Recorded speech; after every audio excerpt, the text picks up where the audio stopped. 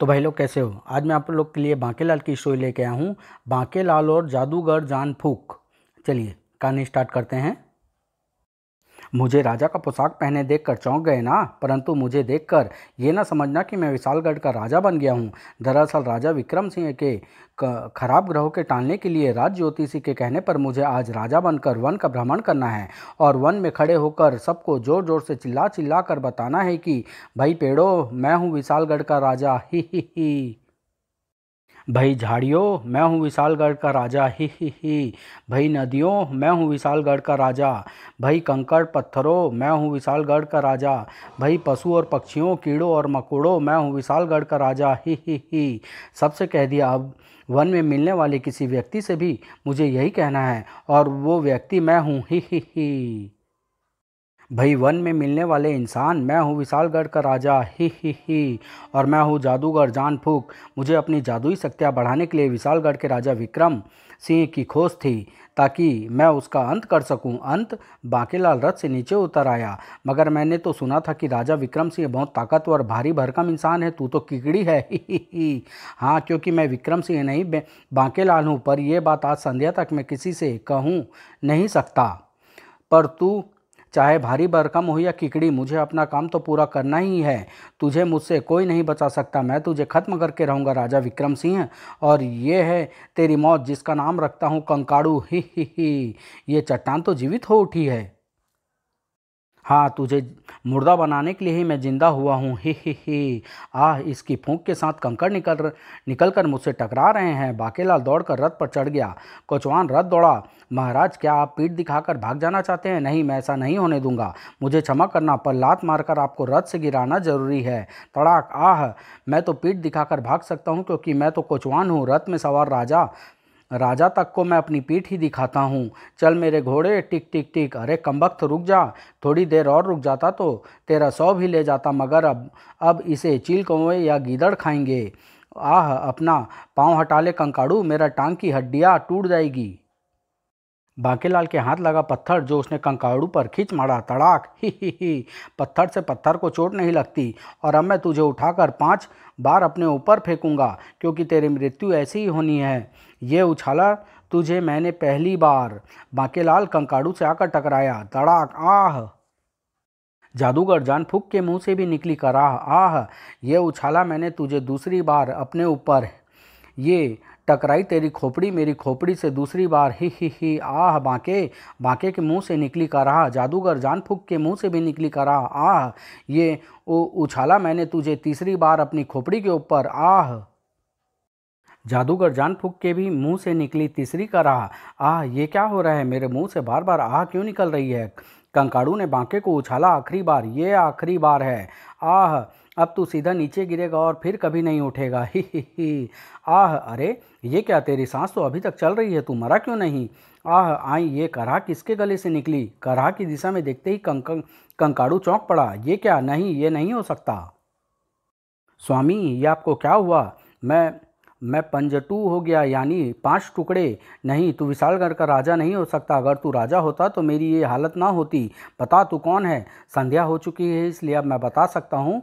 मैं बांकेलाल हूँ। फिर बांकेलाल उसे सब कुछ बताता चला गया।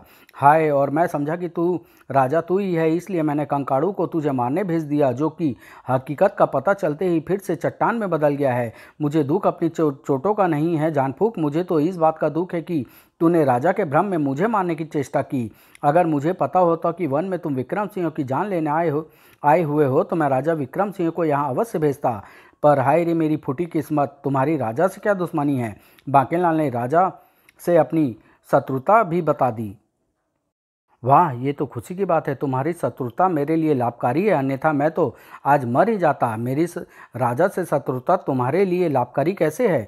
क्योंकि उसकी मृत्यु के बिना अब मेरा पंजटू हो चुका शरीर जोड़ नहीं सकता। बांकेलाल, तू राजा के सबसे पास रहता है, तू मुझे उसकी दिनचर्या बताना। उसकी दिनचर्या को सामने रखकर मैं उस पर करूँगा जादुई शक्तियों के हमले।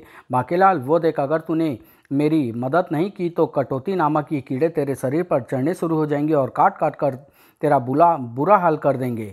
नहीं, मुझे तो मदद करने में लाभ है, क्योंकि तुम्हारी मदद करके मेरा शत्रु भी तो मेरे मार्ग से हट जाएगा और मैं असली राजा बन जाऊंगा, ही। तो फिर जल्दी कर सबसे पहले मुझे कल भोर की दिनचर्या बताना शुरू कर, ताकि मैं उसके मुताबिक ही जादुई शक्ति का निर्माण कर सकूं। बताता हूँ। सुबह उठते ही राजा सबसे पहले भगवान का नाम लेता है, जय शंकर की। ये बेकार की बात है। उसके बाद राजा क्या करता है? उसके बाद राजा लोटा लेकर नित्य कर्म कक्ष में चला जाता है, फिर 2 घंटे वहीं रहता है। छी छी, ये बातें बताने की क्या जरूरत थी? फिर राजा बाहर रखकर दातुन कुल्ला करता है। फिर राजा क्या करता है? उसके बाद राजा मेरे साथ जाता है और स्नान करता है। छपाक। इतना सुनते ही जादूगर का चेहरा प्रसन्नता से दमक उठा। बस बस, मेरी योजना बन गई। तुम सिर्फ इतना ध्यान रखना कि राजा कल प्रातः अपनी बावड़ी जाने का नियम भंग ना करने पाए। ठीक है, अब तुम मुझे किसी सुरक्षित स्थान पर पहुंचा दो, जहां मैं ठंड या बरसात से बचा रहूं। ठीक है, पास ही एक शेर की गुफा है, मैं तुम्हें वहां पहुंचा देता हूं। घबराओ नहीं, गुफा का शेर अब मेरे डर से वहां नहीं रहता। अगले दिन, बांकेलाल, आज तुमने मुझे कुल्ला भी नहीं करने दिया, अब उसकी ज़रूरत नहीं पड़ेगी महाराज। मेरा मतलब है महाराज की कुल्ला तो बावड़ी पर भी हो सकता है। बांकेलाल राजा विक्रम को लेकर बावड़ी में पहुंचा। पता नहीं जादूगर बावड़ी में राजा को किस तरह समाप्त करेगा। चलिए महाराज, बावड़ी आ गई। जल्दी से वस्त्र उतार कर जाकर स्नान कर लीजिए। हाँ बांकेलाल, जब तक मैं नहा लूँ मुझे दूसरे के शरीर से घिन आते रहती है। अच्छा बांकेलाल, मैं स्नान करने चला। मेरे मैले वस्त्र रथ में रखकर मेरे धुले हुए वस्त्र निकाल कर रखना। मैं सफ़ेद वस्त्र साथ लेकर आया हूँ, मेरा मतलब कफन। विक्रम सिंह बावड़ी के निकट पहुँचा ही था कि शेर, यहाँ तो शेर है। बांकेलाल, यहाँ शेर है, मुझे बचाओ, मेरी तलवार फेंको। बावड़ी में शेर कहाँ से आ मरा? अगर मुच्छड़ को शेर खा गया तो जादूगर के कीड़े मुझे जिंदा नहीं छोड़ेंगे, क्योंकि मुच्छड़ की मृत्यु जादूगर की योजना से होनी चाहिए। बांकेलाल बचाओ, ये अपने होठों पर जीभ फेर रहा है। मुझे मुच्छड़ को बचाना ही होगा, लेकिन मैं क्या करूं?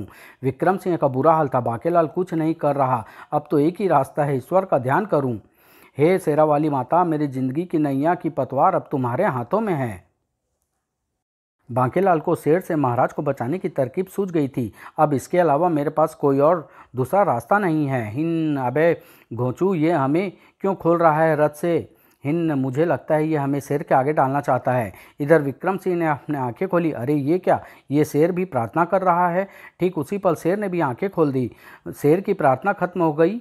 ये शेर तो धार्मिक है, मैं इससे खामा कहीं डर रहा था। ये खाने वाला शेर नहीं है। तेरी प्रार्थना पूरी हो गई? हाँ हो गई। ओह, तो ये बोलता भी है। तेरी कोई आखिरी इच्छा हो तो बता दे। आखिरी इच्छा का क्या मतलब? मतलब ये कि अब मैं तुझे खाने वाला हूँ। लेकिन मगर परंतु किंतु, तुम तो बड़े धार्मिक शेर हो। अभी अभी तुम हाथ जोड़कर प्रार्थना भी कर रहे थे। हाँ, क्योंकि मैं भोजन करने से पहले भगवान का नाम अवश्य लेता हूँ, और मेरा भोजन तुम हो। क्या? मगर और मैं इस धार्मिक समझ रहा था। अब मैं और सब्र नहीं कर सकता। भूख के कारण मेरे पेट में खलबली मच रही है। इधर बांकेलाल राजा विक्रम को बचाने के लिए कमर कस चुका था। ये रथ सीढ़ियों से लुढ़क कर सीधा जाकर शेर से टकराएगा। इधर समय राजा विक्रम सिंह के लिए काफ़ी था। अब इससे पहले कि ये घायल शेर उठकर मुझ पर आक्रमण करे, मैं इसे पानी में डुबोकर यमलोक पहुंचा देता हूँ। विक्रम सिंह ने सिंह को उठाकर बावड़ी में लटका दिया। अब तेरी सारी हेकड़ी निकल जाएगी बच्चू। ही छपाक। ये शेर अब कोई हरकत नहीं कर रहा। ये मर चुका है महाराज, इसे छोड़ दे। ओह बांकेलाल, तुमने सही वक्त पर अक्लमंदी दिखाकर रथ को शेर पर लुढ़का दिया, अन्यथा मैं अब तक सिंह के पेट में चला गया होता। विक्रम सिंह ने सिंह की पूंछ छोड़ दी। मगर जादूगर जान फूक ने यहाँ कौन सा जाल बिछाया है मुच्छड़ को मारने के लिए? अच्छा बांकेलाल, अब स्नान करने का समय तो निकल गया, मैं मुँह हाथ ही धो लेता हूँ। अरे ये क्या, शेर तैर कैसे रहा है? शेर को तो डूब जाना चाहिए था। और ये शेर तो घास फूस का भरा नकली शेर लग रहा है, किंतु थोड़ी ही देर पहले तो ये बिल्कुल असली शेर था। असली शेर मरते ही नकली कैसे हो गया? पता नहीं क्या रहस्य है। बांकेलाल, अब हमें यहाँ से चलना चाहिए। कहीं यही तो नहीं थी जादूगर की राजा को मारने की योजना? महाराज को वापस महल छोड़कर बांकेलाल वापस वन की ओर लौट पड़ा। जल्दी से जादूगर के पास पहुंचकर उससे असलियत पता करनी होगी। शीघ्र ही बांकेलाल उस गुफा में जा पहुंचा। जादूगर जान फूक, तुम कहाँ हो? अभी, ओह तड़ाक धाड़, आह मरा। ये तो जादूगर ही मेरी ही पिटाई कर रहा है। धड़ाक धाड़, आह, मुझे क्यों मार रहे हो जादूगर जान फूक? क्योंकि तूने मेरा सारा खेल खराब कर दिया, वरना इस वक्त राजा मर चुका होता और मेरे शरीर के सभी अंग जुड़ चुके होते। धाड़, आह, मैंने क्या किया? तूने बिना घोड़ों के रथ को मेरे शेर पर धकेल दिया। बिना घोड़ों के रथ की टक्कर से उस शेर की मृत्यु होनी थी, और ये सब तेरे ही कारण हुआ, अन्यथा इस वक्त राजा शेर के पेट में हजम हो रहा होता। मुझसे भूल हो गई। मैं समझा कि शेर तुम्हारी राजा को मारने की योजना के बीच में आकर अपनी टांग अड़ा रहा है, इसलिए मैं उसे रास्ते से हटाना चाहता था। जादूगर को बांकेलाल को छोड़ना ही पड़ा, क्योंकि अगर तुझे मार दिया तो फिर मुझे राजा की दिनचर्या कौन बताएगा। शुक्र है जान बची, मगर मेरी समझ में ये नहीं आया कि असली शेर मरते ही नकली कैसे बन गया, क्योंकि वो नकली शेर ही था। किसी ने शेर की खाल में भूस भरकर उसे वन में फेंक दिया था, मगर मैंने उसमें जान फूंक कर उसे जीवित कर दिया था, जैसे मैंने उस चट्टान को कंकाड़ू में बदल दिया था। और यही मेरी ताकत है बांकेलाल, जिसे मैं और बढ़ाना चाहता हूँ। अभी मैं निर्जीव वस्तुओं में ही जान फूंक सकता हूँ, किंतु मैं मृत प्राणियों को भी जीवित करना चाहता हूँ। मगर अब तुम राजा को कैसे मारोगे, ये मैं नहीं बता सकता, क्योंकि बताने से उस जादुई शक्ति का असर समाप्त हो जाता है। प्रथम प्रहार की योजना व्यर्थ चली गई बांकेलाल। अब तू मुझे राजा की आज प्रथम प्रहर के बाद की दिनचर्या के विषय में बताएगा, वरना वो देख कटौती नामक कीड़े तुझे अपना भोजन बनाने के लिए तैयार बैठे हैं। बताता हूँ। अब महल पहुंचकर राजा नाश्ता कर रहा होगा। नाश्ते के बाद राजा मल्लोत्सव में भाग लेने के लिए मल्ल वस्त्र पहनेगा। मल्लोत्सव ये क्या होता है? मल्लोत्सव में विभिन्न राज्यों के नामी गिरामी शक्तिशाली ताकतवर व भारी भरकम योद्धा हिस्सा लेते हैं।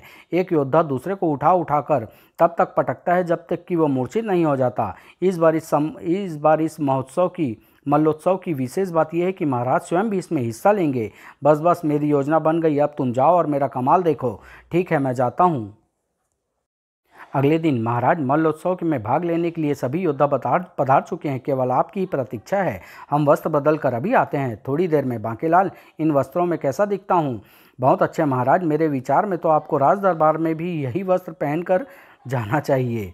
अब विलंब नहीं करना चाहिए और मल्लोत्सव स्थल की ओर चलना चाहिए। आज पिताश्री के हाथों मल्ल योद्धाओं की खैर नहीं, और जादूगर जानफूंक के हाथों मुच्छड़ मनहूस की।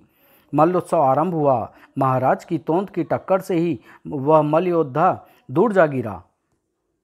दो मल्ल योद्धा मिलकर भी महाराज को हिला नहीं पा रहे थे। मोटे को हिलाने वाला शीघ्र ही आएगा। महाराज के धक्के से दोनों थोड़ा दूर जा गिरे। बोलो महाराज विक्रम सिंह की ये भी गया। लगता है कोई भी हमारे महाराज का मुकाबला नहीं कर पाएगा। ये जादूगर जानफूंक का चक्कर कब चलेगा और कब मरेगा मोटा। बोलो महाराज विक्रम सिंह जिंदाबाद। विक्रम सिंह मुर्दाबाद। ही तुम सबको चित कर दिया राजा, पर अब फूंक परी का योद्धा हाथापाई तुझे चित करेगा। फूंक परी का योद्धा, इसका मतलब इसे जादूगर जानफूंक नहीं भेजा है। वाह, अब आएगा मल्लोत्सव का मजा। ही राजा, अब तू और कुछ नहीं खाएगा सिवाय पटकियों के। ही वो मारा आह धाड़, आह वो मारा धाड़, वो मारा ही आह आह वो मारा ही। राजा, मुझे पता है कि तेरा शरीर बड़ा गद्देदार है, परंतु जब तक मैं तुझे चित नहीं कर दूंगा पटकियाँ खिलाना बंद नहीं करूंगा। वो मारा पापड़ वाले को आह, लेकिन तभी आह, ये मेरा शिकार है, इसे मैं चित करूंगा और मेरा नाम है कोट गोदाम। ही इससे पहले कि ये कोट गोदाम कोई गड़बड़ कर दे, मुझे कुछ करना होगा। सेनापति, कोट गोदाम को पकड़ लो। मैं अभी सैनिकों को आदेश देता हूँ, क्योंकि कोट गोदाम मल्लोत्सव में व्यवधान पैदा कर रहा है। सेनापति सैनिकों को लेकर जा पहुंचा अखाड़े में। सैनिकों, पकड़ लो इस काठ गोदाम को। ही मुझे पकड़ना तुम्हारे बस का रोग नहीं। इसकी लात तो लकड़ी की तरह सख्त है। सेनापति क्रोध में फूंकता आगे बढ़ा। तेरी मृत्यु मेरे हाथ होगी दुष्ट। खच खच, तलवार मुझे नहीं मार सकती। सैनिक भी इसे नहीं पकड़ पाए, पर मैं तुझे पटकियाँ मार सकता हूँ और मैं तुझे अपने पाँव पर रख कर उछाल सकता हूँ। सैनिकों, इस पर भाले बरसाओ। ही मुझे भाले कौन मार रहा है? अपने भाले वापस लो। ये काठ गोदाम सारी योजना की टांग तोड़ रहा है, अन्यथा हाथापाई अब तक मुच्छड़ की मूंछ उखाड़ चुका होता। ओह कुल्हाड़ी! बांकेलाल ने गुस्से में भर कर वह कुल्हाड़ी उस व्यक्ति से ली और इस कुल्हाड़ी के एक वार से काठ गोदाम का सिर धड़ से जुदा कर दूंगा। इधर काठ गोदाम और हाथापाई में भीषण जंग मच गई थी। अगर महाराज को मैंने चित नहीं किया तो मेरा नाम पूरा ही मिट्टी में मिल जाएगा। मेरे शिकार मैं ही करूंगा। ठीक इसी पल बांकेलाल वहां आ पहुंचा और अपनी योजना को मैं मिट्टी में नहीं मिलने दूंगा। खटाक! ओह, ये क्या किया? मैं तो जादूगर जान फूक के कहने पर राजा को मारने आया था और तूने मुझ पर कुल्हाड़ी का प्रहार कर दिया। तुझे कैसे पता चला कि मेरी मृत्यु कुल्हाड़ी के प्रहार से होगी? काठगोदाम के मुंह से ये सब बातें सुनकर बांकेलाल को तो जैसे काट मार गया। क्या तो क्या काठगोदाम को जादूगर जान फूक ने भेजा था? मगर मैं तो हाथापाई को जादूगर का आदमी समझ रहा था। अरे ये काठगोदाम तो लकड़ी में बदल गया। बांकेलाल, तुम्हारे कारण महाराज की जान बच गई, बेड़ा गर्क हो गया। बांकेलाल, देख पुच्ची, अगर तू उस पर कुल्हाड़ी का प्रहार न करता तो वह मुझे खत्म कर देता। पुच्ची, बांकेलाल जी, एक पुच्ची मुझे भी दे देना, क्योंकि जादूगर का दूध काठगोदाम तो मुझे भी मार डालता, पर तुमने ठीक समय पर मेरी जान बचा ली। ही महाराज, मैंने आपका बड़ा नाम सुना था। मैंने अपने राज्य में आपको पराजित करने की इच्छा लेकर आया था, किंतु जिस भूमि पर मुझे प्राणदान मिला वहां अब मैं मल्ल युद्ध कभी नहीं करूंगा। मैं चला। बोलो महाराज विक्रम सिंह की जय। काठगोदाम को ले जाकर चूल्हे में झोंक दो। बेड़ा गर्क, सत्यानाश। बांकेलाल दौड़ पड़ा गुफा की ओर। मुझे फौरन जादूगर के पास पहुंचना चाहिए। मगर गुफा में प्रवेश के साथ ही बांकेलाल, मैं हूँ घसियारा, मैं तेरे शरीर पर लिपट जाऊंगा। मगर क्यों? ये बताने की मुझे आज्ञा नहीं है, लेकिन तुम्हारे लिपटने से क्या होगा? मैं घास का बना हूँ। मेरे शरीर में घास में वास करने वाले विषैले जीव जंतु भी रहते हैं, जैसे सांप, बिच्छू, कान खजूरे। बांकेलाल, जैसे ही इनमें से कोई जीव जंतु तुझसे एक बार काट लेगा मैं तुझे छोड़ दूंगा। नहीं। भय से बांकेलाल रोंगटे खड़े हो गए। एकाएक बांकेलाल जोर से चीख पड़ा, आह, मुझे सांप ने डस लिया। अगर सांप तुझे डस लेता तो तू चीख भी ना पाता, क्योंकि मेरे शरीर में छिपा सांप अत्यंत जहरीला है। मुझे बिच्छू ने डस लिया। बिच्छू तो मुझे कहीं दिखाई नहीं पड़ रहा, फिर तुझे कैसे पता चला कि बिच्छू नहीं डसा है? तुझे कान खजूरा काट रहा है। ये भी झूठ है, क्योंकि कान खजूरा सीधे कान में घुसकर कान को अंदर से खाता है।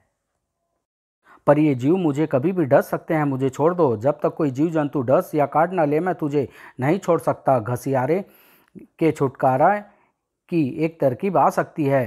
तू कहीं भी भाग ले, पर मैं तेरा पीछा नहीं छोड़ूंगा। तुझे मेरा पीछा तो अब छोड़ना ही पड़ेगा घसियारे। चप चप चप। ओह, यह अश्व तो मुझे खाए जा रहा है। बांकेलाल का घोड़ा घसियारे को खा गया। घोड़ा घसियारे को खा गया, पर इसमें से तो न सांप निकला, न बिच्छू, न काम खजूरा। इसका मतलब घास में ऐसा कोई भी विषैला जीव जंतु नहीं था। घसियारे केवल मुझे मूर्ख बना रहा था। बांकेलाल वापस गुफा में पहुंचा ही था कि हाँ, क्योंकि तुझ में सांप बिच्छू से कटवा दूंगा तो मेरा काम कौन करेगा? आह, जादूगर जान फूक, तुमने मुझे घसियारे से क्यों डराया? क्योंकि तूने काठगोदाम पर कुल्हाड़ी चलाकर सारा खेल चौपट कर दिया। तुझे उस पर कुल्हाड़ी चलाने की क्या जरूरत थी, मूर्ख? अगर मुझे पता होता कि हाथापाई नहीं बल्कि काठगोदाम तुम्हारा भेजा आदमी है तो मैं भला ऐसा क्यों करता? राजा के बच जाने से हानि तो मेरी ज़्यादा हुई है। चल अब रो मत और मुझे उसकी आगे की दिनचर्या बता। क्या बताऊं? हाथापाई ने मुच्छड़ को उठा उठाकर फेंका था, जिससे उसका जोर जोर दर्द कर रहा है। आई रानी स्वर्णलता उसके शरीर की सिकाई कर रही है। उम्मीद है कि 2-3 दिन तक वो सैया से उठने वाला नहीं। बस मेरी योजना बन गई। अब ध्यान से सुन। जादूगर ने जादू से पैदा की वो थैली। बांकेलाल, ले ये थैली, इसमें जादुई फूंक भरी है। इस थैली को उस समय सैया के पास खोल देना जब राजा सैया पर निद्रामग्न हो। इसमें केवल निकली फूंक मेरा और तेरा काम पूरा कर देगी। ध्यान रखना, इस बार कोई गड़बड़ नहीं होनी चाहिए। गड़बड़ तो पहले भी कभी न होती, पर मेरी फूटी किस्मत रे गड़बड़ हो गई। बांकेलाल पहुंचा राजा के कक्ष में। अरे वाह, मुच्छर खर्राटे भर रहा है। आसपास कोई भी नहीं है। यही समय है जादुई फूंक की थैली खोलने का। ही। बांकेलाल ने खोली जादुई की थैली। पर इससे होगा क्या? जो भी हो, मुझे तो अपना काम से मतलब है, जो कि अब पूरा होकर रहेगा। बांकेलाल चाचा ने आखिर सोते हुए पिताश्री पर वह कैसी थैली खोली है जिससे वायु निकली है? कुछ गड़बड़ जरूर है। विक्रम सिंह की सैया की ओर देखते ही मोहक को उस गड़बड़ का पता चल गया। अरे ये क्या, पिताश्री सैया की निवाड़ से बंधे पड़े हैं और सैया के चारों पांव जीवित होकर पिताश्री को उठाकर कहाँ ले जा रहे हैं? मोहक सिंह दौड़ा। माताश्री, माताश्री, क्या बात है पुत्र मोहक? माताश्री, वो पिताश्री, जल्दी चलिए। क्या हुआ तेरे पिताश्री को? वो देखिए। हाय राम, तेरे पिताश्री को स्वर्गवास हो गया। मैं विधवा हो गई, तू अनाथ हो गया पुत्र। शोर शराबा सुनकर महल के सभी महत्वपूर्ण व्यक्ति वहां आ पहुंचे। अरे, महाराज का स्वर्गवास हो गया और हमें पता भी न चला। चलो भाई, कम से कम महाराज को कंधा तो दे आए। बांकेलाल को इस स्वर्गवास का पता चला तो वे मारे प्रसन्नता के नाच पड़ा। वो मारा पापड़ वाले को, बांकेलाल जी, आप महाराज की मृत्यु की सूचना पाकर प्रसन्न क्यों हो रहे हैं? ओह, मैं क्या प्रसन्न हो रहा था? दरअसल मेरे दिमाग पर इस दुख भरी खबर का आघात पड़ा है। अब मैं प्रसन्न कैसे रहूँगा? चलो मुझे महाराज की अर्थी के पास ले चलो, मुझे पकड़ कर ले चलो, वरना शायद दुख के कारण मैं चक्कर खाकर गिर पड़ूंगा। राजा की अर्थी महल से बाहर आ पहुंची थी। राम नाम सत है, वाह, जादुई थैली ने अपना काम कर ही दिया। हट जाओ, मुझे महाराज की अर्थी को कंधा देने दो। बांकेलाल, रहने दो, तुमने महाराज की अर्थी को कंधा दिया तो कहीं तुम्हारी अर्थी को भी हमें कंधा न देना पड़े। वैसे भी ये चारों मानव महाराज की अर्थी की को किसी को भी कंधा नहीं देने दे रहे। पिताश्री, राम नाम सत्य है। राजा की मृत्यु और शव यात्रा का समाचार देखते ही देखते पूरे नगर में फैल गया। क्या महाराज का स्वर्गवास हो गया? चलो भाई, रोना शुरू करो। 1 2 3, वो आ रहे हैं महाराज की शव यात्रा। पूरा विशालगढ़ी जैसे उमड़ पड़ा था राजा विक्रम की शव यात्रा में। हाय महाराज, हूँ अप्पा दा की होऊं। महाराज पिछले हफ्ते कह रहे थे कि जब मेरा निधन होगा तो सेनापति भैया विशालगढ़ की बागडोर तू संभालना। हाय, इतनी बड़ी जिम्मेदारी मैं कैसे संभालूंगा? राज्य की तू फिक्र मत कर सेनापति, वो मैं संभाल लूँगा। फिलहाल तू जाकर शमशान में लकड़ियों का प्रबंध कर।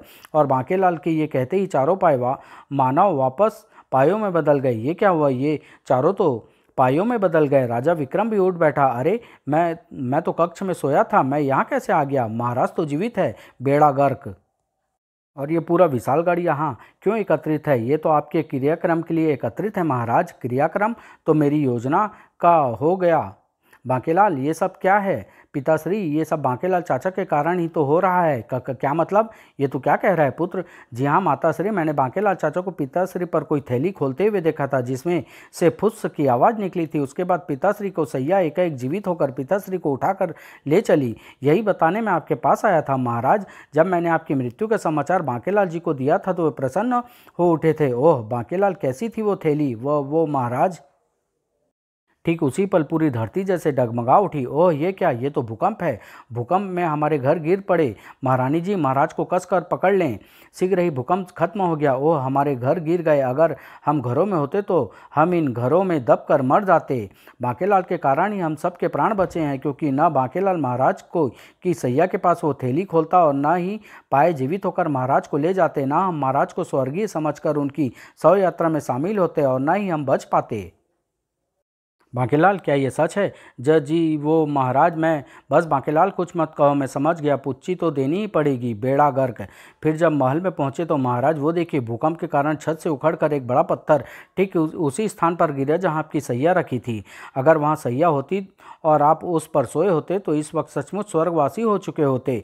तुम ठीक कहते हो सेनापति। बांकेलाल, एक पुच्ची और देनी पड़ेगी। लेकिन समझ में ये नहीं आया कि पाया मानवों ने अपना काम बीच में ही क्यों रोक दिया? प्रबंध मंत्री, हम भूकंप से हुई हानि की पूर्ति के लिए धन एकत्रित करेंगे और उसके लिए आयोजित करेंगे एक कठपुतली का खेल जिसमें सभी लोग दान देंगे। बांकेलाल को जाना ही पड़ा वापस जादूगर जान फूक की गुफा में। इस बार तो मैं उस कमबख्त जादूगर को पीटूंगा, क्योंकि पाया मानवी वाली योजना उसी के कारण ही सारी गड़बड़ हुई है। अन्यथा आज भूकंप में पत्थर गिरने से मुच्छड़ मारा जाता, लेकिन गुफा में कदम रखते ही ओह, ये मुझ पर कीचड़ किसने उछाला? ये कीचड़ नहीं बांकेलाल, ये काई है और मैं हूँ काइयाँ। ओफ! क्रोध में बिफरा हुआ बांकेलाल काइयाँ पर टूट पड़ा। काइयाँ के बच्चे, मुझे सब पता है। जादूगर जानफूक ने गुफा की पत्थरों पर जमी हुई काई में जानबूझकर तुझे जीवित किया है और मैं तुझे नहीं छोड़ूंगा। मेरे ऊपर तेरी ठोकर का कोई असर नहीं होगा, लेकिन मैं काई मार मार कर तेरा थोबड़ा बिगाड़ दूंगा। तुझसे निपटना मुझे आता है, मगर यहाँ गुफा गंदी हो जाएगी। तुझे मुझ पर काई फेंकनी है तो चल बाहर आ। तू कहीं भी जा, तुझे सिर से पांव तक काई से नहलाए बिना मैं छोड़ूंगा नहीं। लेकिन गुफा से बाहर आते ही, अरे ये क्या? मैं अकड़ रहा हूँ? तू अकड़ नहीं रहा, बल्कि सूर्य की तेज गर्मी में काई सूखने के बाद तेरी सारी अकड़ निकल रही है। बाकी की रही कसर मेरी ये लात निकाल देगी। तू जीत गया बांकेलाल। तड़ाक! भांकेलाल ने अपने शरीर पर चढ़ी हुई सूखी काई को झाड़ा और जैसे ही उसने पुनः गुफा में प्रवेश किया, धाड़ जादूगर जान फूंक, इस घुसे का निशाना तुम्हारा थोबड़ा होना चाहिए था। इसका निशाना सही है भांकेलाल, क्योंकि सारी गड़बड़ तुम्हारे कारण हुई है, पर मैंने तो कुछ भी नहीं किया। तुम्हारे पाए खुद ही निर्जीव हो गए थे। वो खुद निर्जीव नहीं हुए वे शैतान, बल्कि तूने जादुई फूंक की काट वाले शब्द बोल दिए थे। याद कर, तूने कहा था कि शमशान में लकड़ियों का प्रबंध कर। बोल, कहा था या नहीं? हाँ, ये तो कहा था, पर मुझे क्या पता था कि जादू की काट है, अन्यथा मैं अपने होठ सी लेता। इसलिए मुझे गुस्सा आ गया था और मैंने तेरी पिटाई करवाई भी और करी भी। चल अब खड़ा हो जा और मुझे राजा के अगले कार्यक्रम के विषय में बताना शुरू कर। ठीक है, बताता हूँ। इस बार राजा विक्रम सिंह भूकंप पीड़ितों की सहायतार्थ कठपुतलियों का खेल करवाने वाला है। बस बस, मेरी योजना बन गई। कठपुतली का खेल देखने के लिए भारी भीड़ एकत्रित थी। राजा विक्रम बाके स्वर्णलता मोहक के आगमन के साथ ही खेल आरंभ हो गया। नाच मेरी बुलबुल की पैसा मिलेगा। जादूगर कठपुतली के खेल से राजा को कैसे मारेगा? और अब आएगा कठपुतली योद्धा पापड़ वाला। ही बांकेलाल चाचा, मुझे पापड़ खाना है। बांकेलाल, मोहक के लिए पापड़ ला दो। ठीक है महारानी जी, ये कमबख्त जादूगर देर क्यों कर रहा है? पापड़ ले लो, पापड़। इधर बांकेलाल पापड़ लेकर पलटा और इधर मंच पर गड़बड़ शुरू हो गई। अरे, ये कठपुतलियाँ अपने आप कहाँ जा रही है? देखते ही देखते कठपुतलियाँ हो गई बड़ी। ओह, तो इस जादूगर ने योद्धाओं की कठपुतली पर जादू छोड़कर उन्हें जीवित कर दिया है। ही योद्धाओं की कठपुतलियां अपने शस्त्र घुमाती हुई विक्रम सिंह की ओर बढ़ी। मारो मारो राजा, हमारा शिकार। पिताश्री, ये तो आपकी ओर ही आ रहे हैं। बांकेलाल, जल्दी आओ। महाराज, अगर मैं बीच में आया तो पापड़ टूट जाएगा। अब तो मुच्छड़ मरे ही मरे। सबके शस्त्र एक साथ विक्रम सिंह पर उठ गए। मारो मारो राजा, हमारा शिकार। सेनापति, तुम कहाँ हो? मैं भीड़ में फंस गया हूँ महारानी जी, यहाँ भगदड़ मच गई है। बांकेलाल की खुशी का ठिकाना ही न था। वो मारा पापड़ वाले को। ही बस बांकेलाल के इतना कहते ही कठपुतलियों के हाथ रुक गए। इन्हें क्या हुआ? और वे वापस छोटी होती चली गई। बेड़ा गर्क कठपुतलियाँ मुच्छड़ को मारे बिना ही बेजान हो गई। मगर ये कैसे हुआ? ये इसलिए हुआ बांकेलाल, क्योंकि मैं पापड़ वाला नहीं, जादूगर जान फूंक हूँ और तूने इन कठपुतलियों को बेजान करने वाले शब्द बोल दिए। याद कर, तूने अभी कहा था वो मारा पापड़ वाले को। ही मगर तुम राजा के मरे बिना ठीक कैसे हो गए? क्योंकि दरअसल मैं राजा की मृत्यु से नहीं, बल्कि तेरे 7 बार जीत जाने से ठीक होने वाला था। याद कर, पहली बार तू जीता कंकाड़ू से, फिर जीता शेर से, फिर जीता काठ गोदाम से, फिर तूने हराया घसियारे को, फिर काटा पाया मानवों का जादू, फिर काइया को। ही और अंत में अभी तेरे कारण ही कठपुतले भी खत्म हो गए। दरअसल मेरी असफलताएं ही मेरी जीत थी बांकेलाल, और तू इस रहस्य को नहीं समझ सका। तो क्या अब तू विक्रम सिंह को नहीं मारोगे? शक्तियाँ प्राप्त करने के लिए उसे तो मैं मारूंगा ही, लेकिन तुझे जीवित नहीं छोड़ूंगा। ये देख, ये आ गई मेरे हाथ में कलमुही नामक तलवार, जिससे मैं तुम दोनों का वध करूंगा, लेकिन पहले मरेगा राजा। बांकेलाल ने आओ देखा न ताओ पापड़ को जादूगर की आंखों के आगे तोड़ दिया। ओह, ये क्या शैतान पापड़ तोड़कर मेरी आंखों में पापड़ का मसाला भर दिया। बांकेलाल ने एक बार फिर आओ देखा न ताओ चीखता हुआ भाग पड़ा। महाराज भागिए, खतरा तो टल गया। बांकेलाल हमें भागने के लिए क्यों कह रहा है? क्योंकि महाराज, इस वक्त हम दोनों की जान पर आ बनी है। अगर आप नहीं भागे तो मैं भी नहीं बचूंगा। जादूगर जान फूंक की आंखें में जैसे ही मिर्ची लगना बंद होगी, वो कलमुही तलवार से हमारा वध कर देगा। बांकेलाल, तुम कहते हो तो हम भागते हैं, किंतु बांकेलाल चाचा, जादूगर अंदर आकर भी तो आप दोनों को मार सकता है। यही तो मैं चाहता हूँ भतीजे, तुम नहीं समझोगे। जादूगर क्रोध से बिफर पड़ा। बचकर कहाँ जाओगे? मेरे हाथों से नहीं बचोगे। जादूगर भी उस कक्ष के द्वार पर आ पहुंचा। द्वार बंद करके भी नहीं बच सकते। मैं द्वार को काट डालूंगा। और ही रानी स्वर्णलता, विधवा होने के लिए तैयार हो जा। नहीं, किंतु जादूगर जान फूंक के हाथ में थमी कलमुही अब रुकने वाली नहीं थी। ये फूंकी मैंने अपनी तलवार में। जान राजा, इसके हाथों तेरी मृत्यु के साथ ही मेरी शक्तियाँ बढ़ जाएगी। कलमुही ने थाम ली राजा की गर्दन। मेरे हाथों की तेज धार से तेरी गर्दन कट जाएगी। आ आ आ लेकिन ये क्या, दम तो मेरा घुट गया। आह, ये क्या हो गया? इस बार तो मैंने विशालगढ़ के असली राजा पर ही प्रहार करवाया और इसमें कोई धोखा नहीं है।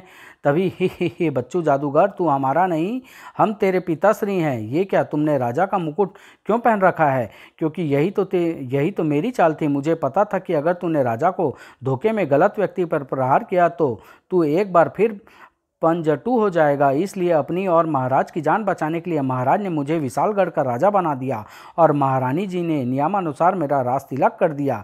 रानी, जिस वक्त कलमुही ने राजा पर आक्रमण किया उस वक्त राजा मैं था। जादूगर जानफूक, तूने एक बार फिर गलत राजा पर प्रहार किया। हाँ, और इस बार मैं पंचटू नहीं पंचाटू हो जाऊंगा, यानी मेरे शरीर के हो जाएंगे 50 टुकड़े, जिसका अर्थ होगा मेरी मृत्यु। हूण अप्पा दा की होऊं, कट कट कट।